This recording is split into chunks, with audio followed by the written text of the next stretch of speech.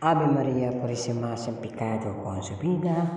Ave María Purísima, sin pecado concebida. Ave María Purísima, sin pecado concebida. Mapagpalang araw po muli sa lahat.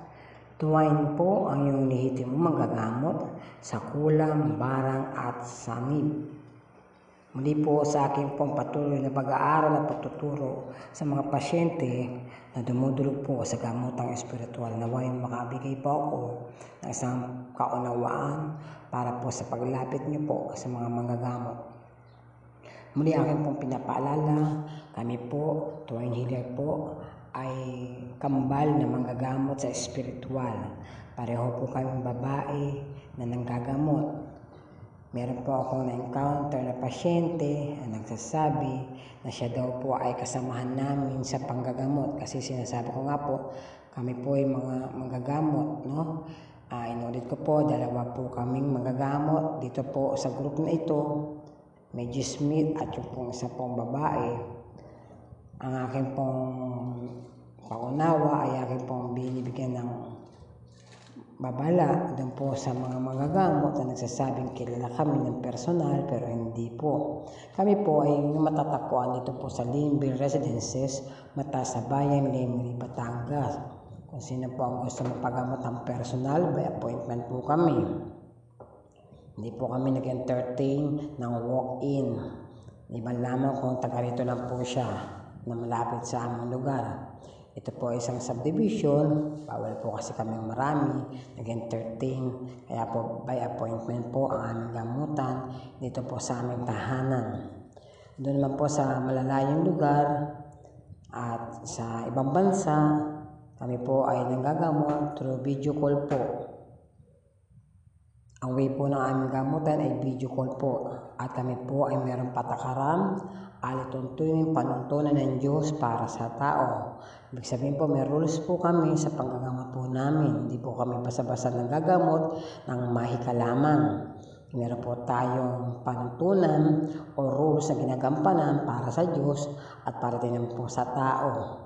Ngayon po, gusto ko pong ipaunawa sa lahat.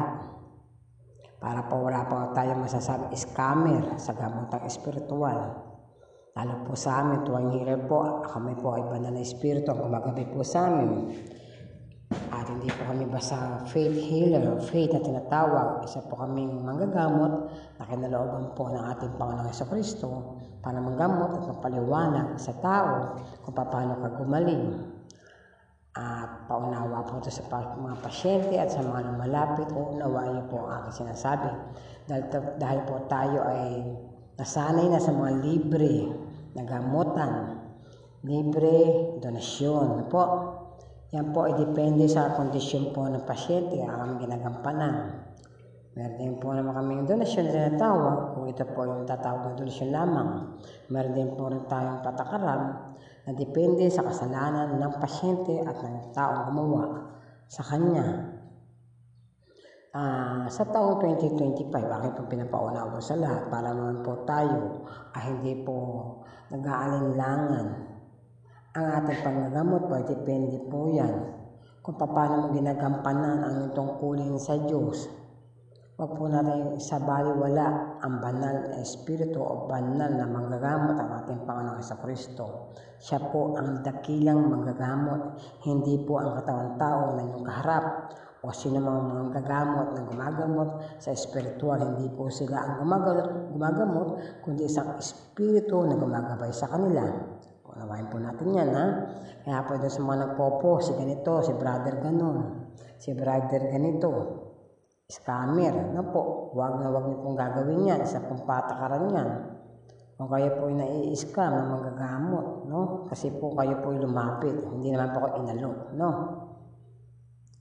Sa amin po manggagamot, ayaw ko lang po sa iba, hindi po kami nang aalok. Kusa po kayo nalapit kung ano po ang kailangan nyo. At yung patakaran po na yun, ay susundin kung dapat yung sundin. Kung hindi naman po susundin, wala naman po problema. Libre po ang dasal, wala pong bayad yan. Unawain po natin mga kapatid, mga brother and sister, hindi po basta-basta ang panggagamot sa espiritu lalo't hindi nyo nakikita ang kalaban. Kaya nga po kayo lumalapit sa manggagamot na katulad namin o sa iba pang manggagamot sa spiritual. Lalo kung po may third eye na tinatawag. Hindi naman po ito niyayabang, pero ito po ay lihim ng karunungan o tagong karunungan. Yung po nababasa nyo dyan sa Google na lihim ng karunungan. Hindi po yan lihim kasi nakalantad po yan. Po, anubahin po natin, minsan nakakabobo po tayo talaga, no?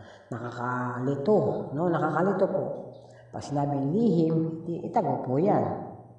Pag sinabing lihim, hindi po yan nilaladlad sa tao o inaano sa media kasi lihim nga po. Pag nilihim mo yan, meron po yan na tawag na patakaran. Pag yan po sinawalat mo sa social media, meron po yung parusa. Ang sino mamamarusa?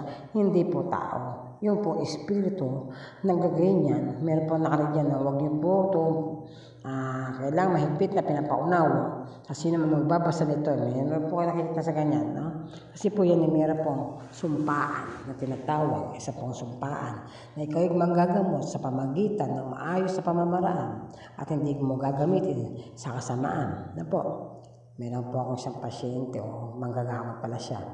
Iniskam ko, 200 lang naman. Anyway, para mapatunayan yung talag ang kanyang orasyon. Tumatalab ang kanyang orasyon sa pang halina o kaya pang gagayuma o kaya pang babudol na po. Kaya ito po ang aking masasabi sa mga klase na tao na nag-aaral ng lihim ng karunungan. Pag ginamit mo sa masama ang iyong ginagawang orasyon, ito po may kapalit na kaluluwang masama. Mawawala ang tunay mong pagkatao, ikukulong sa bote, ikukulong sa ilalim ng lupa ng mga engkanto na ikaw ay hindi tumupad sa sumpaan ang ginawa mo. Yun po yan. No? Kaya po mapapansin nyo, minsan ang mga magagamot, nag-iiba-iba na ng sinasabi. Kasi po mis nakasanib na rin iba-ibang espiritu. So po, mahirap po itong ipatunay kasi wala tayong batas sa ganitong uri ng gamutan. Pero po sa Japan, napakahigpit po dyan. Pag nagkukulang ka, papatayin ka po dyan. May batas po sila dyan. Dito naman po sa atin, hindi naman po mapapatunayan yung mga ganang bagay. So, minsan gawa na rin po ng tao ang mga batas. Pero po sa batas ng Diyos, hindi po tayo makakaligtas kahit ano po mangyari. So, ganun po. Sana mo unawain niyo po ang aking sinasabi. Mahal po ang paggamot sa spiritual po. Kasi po kapalit po yan ay buhay na manggagamot. Pag po nagkaroon ng labanan, pag natalo yung manggagamot, buhay niya ang kapalit. Kaya nga po, bago po tayong manggagamot, pag po kayo ay pumunta sa aming tahanan, meron po kayong kasamang espiritu nandiyan sa tabi nyo. At bago po nang simulan ang gamutan, tinatanong po namin sa espiritu ang kasama mo kung bakit kanya pinaruparosahan, kung bakit kanya ginagambala, kung bakit kanya pinaghihirap, ano ba ang kasalanan ng tao ito sa iyo, bakit mo siya pinaparosahan. Yan po, no? So, maliwanag po yun. Mahirap pong paunawa to. Sabi, ano ba yan? Totoo ba yan? So, sabi nga ni sister, no? Legit ba? Legit. Alam mo po, mahirap patunayan legit lalo kung ako sa sarili mo hindi ka legit. No? Alisin po natin para tayo maging legit. No? Legit na tao, hindi po legit na magagamot. Kasi magagamot, dumidepende po kami sa kausap namin pasyente. Po. Kung ang pasyente namin ay may alinlangan at meron po siyang hindi magandang pangunawa, mahihirapan po tayo na bigyan natin siya ng tamang direksyon at kaunawaan. Yan po mga pilosopo. Marami po ako nakikita na ganyan. So, pag po ang tao meron po galit, sama ng loob sa isang tao, yung pong bibig natin, yung matabil natin dila, para po yan sandata na sumisira ng ating katawang tao. Na po. Pero hindi man po magawa ngayon, maaari po sa ibang pagkakataon. Yun po yung ganti, no? So, ibig sabihin po, ang kulam ay nagmumula po sa poot at galit ng isang tao. Niloko mo sa iyong buhay. Mula noon hanggang sa ngayon. Ibig sabihin po yan, naiipon po yan. Naiipon o naiipon. Habang pinapatuloy mong gawin ang kasalanan sa iyong buhay, Ipon po yun ng ipon hanggang sa sukdulang ka na. Meron po diyang binabaril, meron po diyang pinapakulam kung hindi niya namamalayan. Meron po diyang nakukulong sa bote, sa potikan. No? Meron po diyang dilubyo dumadating sa buhay niya, kamalasan, lahat po yan. Yan po ay ating sinasalaysay sa mga pasyente na dumudulog sa aming gamutan para ipaunawa kung bakit ganyan ang nangyayari sa iyo. Lalo na may niloko kang babae sa nakarang buhay mo. O kaya meron kang nilaspag na pera sa angkan ng pamilya mo. Tandaan niyo po, kahit patay na po ang mga ninuno nyo, yung kanang inipon, nang kayo ay nandiyan pa at wala pa sa mundo, inipon nila yung para sa magulang nyo at yung magulang nyo ay ninipon din para sa inyong mga anak at tapos nilaspag ng anak sa sugal, alak, babae. Yan po. Meron po yung patakaran na sinusunod sa espiritual. Meron po yung parusa na tinatawag. Sino po namamarusa? Hindi po ang Diyos. Mabait po kasi ang Diyos natin.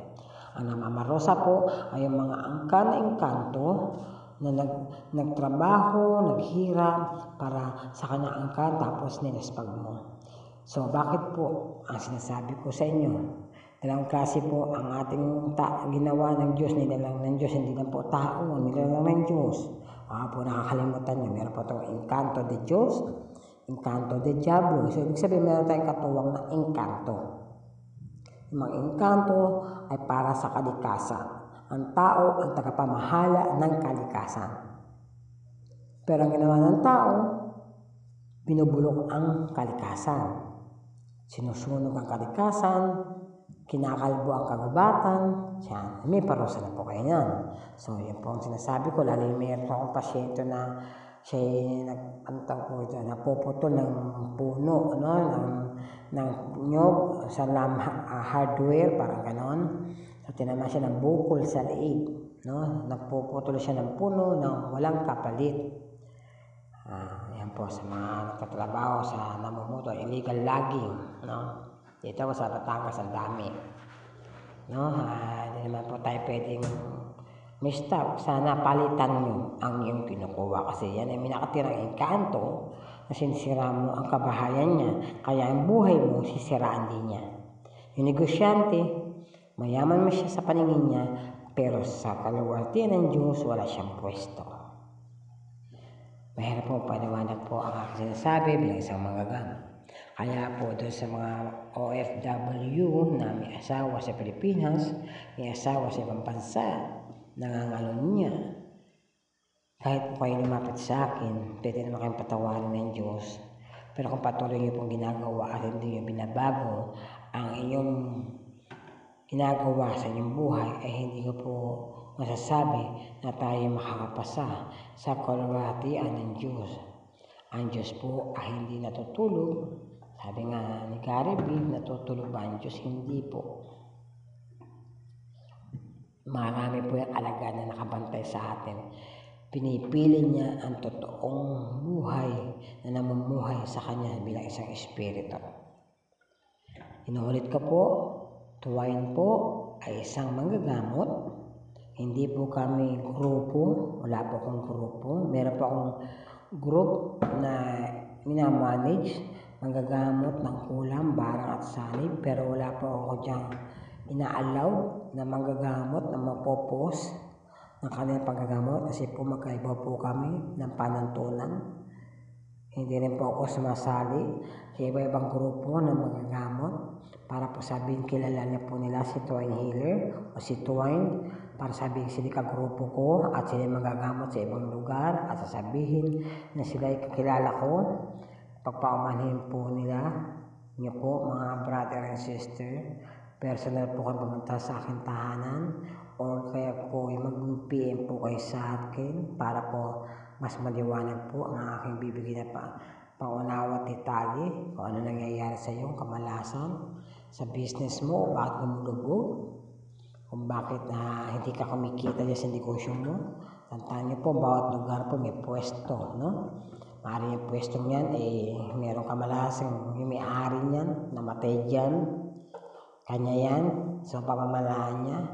yung may-ari nito ay nagtaksi ng asawa. So lahat ng kamalasan na dyan, ikaw ang pumalit, kuha mo po yun, salo mo po yun. Makakatawan po siya sa inyo. Kaya po, mahirap po ang isang manggagamot ng espiritual dahil ang kalaban po namin ay hindi po nakikita ng pangkaraniwang tao at hindi po basta-basta pinaniniwalaan ng sino man, mapadoktor man ito, mapaartista o sino man. Pero madalas maraming lumalapit sa mga manggagamot na katulad po namin. Mapagpalang araw po sa lahat. Tuwain po ang iyong lehitimong manggagamot sa kulang, balang at sanib.